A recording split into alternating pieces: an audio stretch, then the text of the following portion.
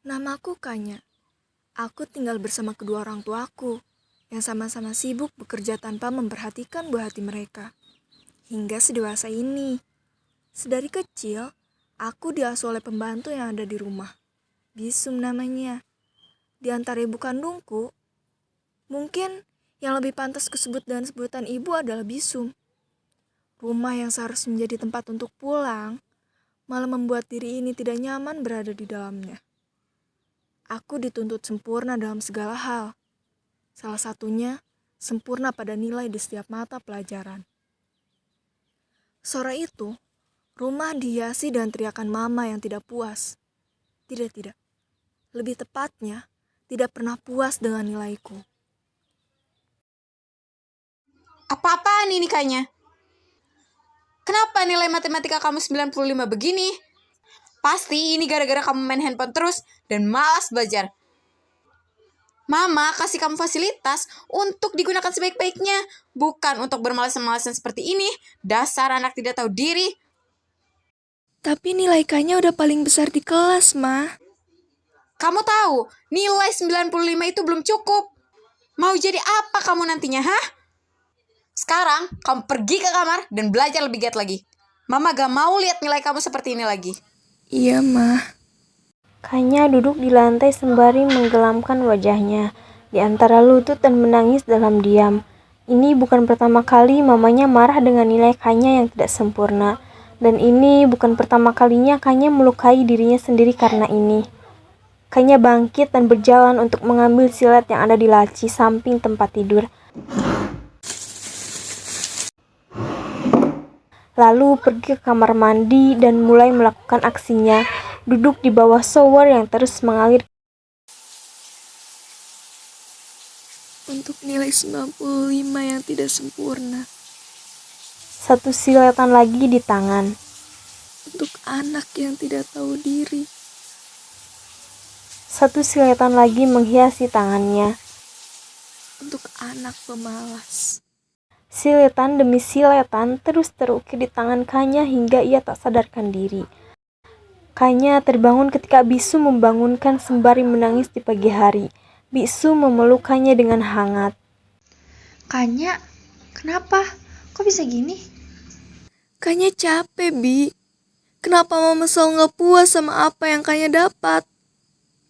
Padahal, Kanya selalu luangin waktu Kanya untuk belajar supaya Mama bangga sama Kanya. Kanya gak pergi main seperti teman sebaya Kanya hanya untuk belajar. Tapi Mama... Iya, sudah. Bibi ngerti.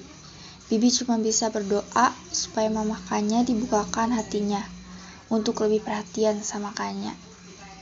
Makasih, Bi. Sekarang Kanya mandi ya. Siap-siap sekolah. Bibi mau menyiapkan sarapan Kanya dulu. Iya, Bi. Setelah sarapan, Kanya berangkat sekolah dengan diantar supir keluarga. Di sekolah, Kanya dikenal sebagai orang yang introvert dan tidak mudah berbaur. Kanya merasa tidak pantas jika bergabung dengan orang lain. Setiap harinya, Kanya diam di perpustakaan jika ada waktu luang. Kanya tiba di rumah sore hari setelah seharian sekolah. Niat hari ingin mengambil minum di dapur, tetapi terurungkan saat seseorang memanggil dari belakang. Itu Papa. Kanya tahu kenapa Papa memanggilnya, dan ia sudah siap mendengarkan omelan Papa. Papa dengar kamu dapat nilai 95 di pelajaran matematika. Betul, Kanya? Betul, Pa. Bisa-bisanya kamu dapat nilai segitu. Kamu gak belajar, hah? Kanya belajar, Pa. Terus kenapa bisa dapat nilai segitu? Ada soal yang keliru buat Kanya, Pa. Harusnya kamu belajar lagi. Pelajari lagi materi yang kamu gak paham. Papa gak mau ya dengar nilai kamu seperti itu lagi. Paham? Paham, Pa. Setelah itu, Papa pergi meninggalkan Kanya sendiri di dapur. Kanya berusaha untuk tidak menangis di sini. Kanya pergi menuju kamar, menyandarkan punggungnya pada tembok dan menangis dalam diam. Ini juga bukan pertama kalinya papa marah karena nilai yang tidak sempurna atau karena hal lain yang tidak sesuai dengan apa yang papanya mau. Kepala Kanya penuh dengan kata sempurna. Kanya menjambak rambutnya sendiri, membenturkan kepalanya ke tembok. Ingin rasanya pergi dari sini dan menghilang selamanya. Kenapa harus selalu sempurna? Kayaknya capek, Pak. Ma. Kayaknya mau apresiasi dari papa dan mama walau nilai kayaknya kecil. Kayaknya mau pujian yang keluar dari mulut papa dan mama. Bukan cacian dan teriakan. Kayaknya capek.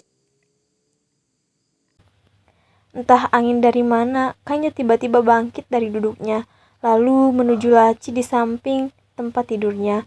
Ia membuka laci tersebut dan mengambil obat tidur yang sering ia konsumsi ketika mengalami sulit tidur.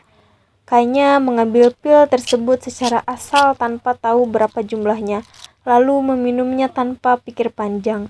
Awalnya tidak ada efek apa-apa pada tubuhnya, tetapi beberapa lama ia mulai kesulitan untuk bernapas dan tak sadarkan diri. Kanya membuka mata lalu melihat sekitar. Ia tahu sekarang ia berada di mana. Rumah sakit. Kepalanya terasa pusing sekali. Ia kembali mengingat kejadian terakhir kali sebelum ia merasa di sini. Kanya ingat, lalu siapa yang membawanya ke rumah sakit? Pasti Bisum, pikir Kanya. Lama ia bergulat dengan pikirannya hingga suara pintu terbuka menyadarkannya. Mata mereka bertemu. Lalu tanpa aba-aba, Mama Kanya berlari dan memeluk Kanya sembari menangis. Kanya, maafin Mama, nak.